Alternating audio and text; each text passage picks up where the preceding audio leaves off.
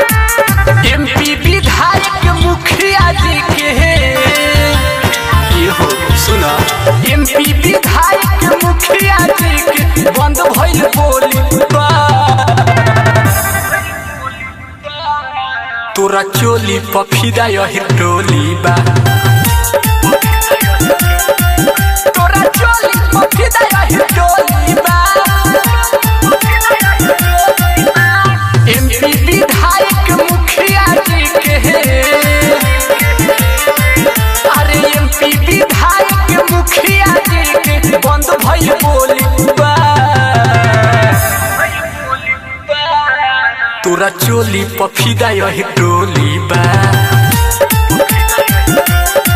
तोरा चोली पफिदा यही टोली बा, तोरा चोली पफिदा यही टोली बा।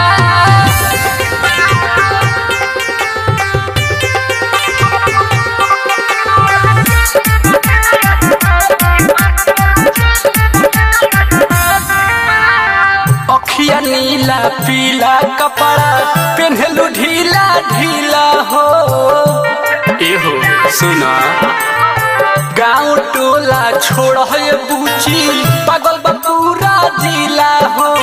उठावा से चुअत तेरा सावा के धार मन करे चाटत रही गोरी बार बार, तोरा चलते है पारा शासन के,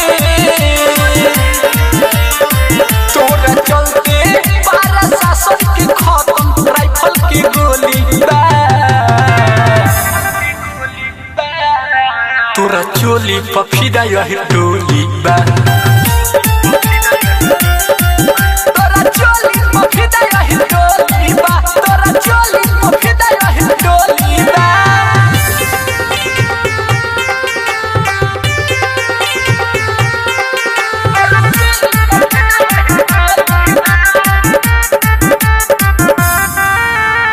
ढोढ़ी तोहर लागे है ऐसे जैसे नदी विदेश के,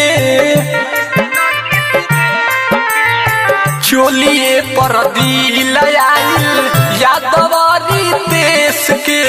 बॉडी के बनावट तोरा लागे ऊंचा खाला, पीछा पड़ल बाड़े तोरा एक के निराला, कमर ठीक से हिलावा,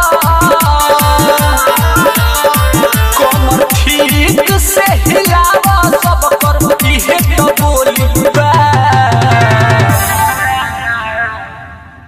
तोरा चोली पफिदा यही टोली बा।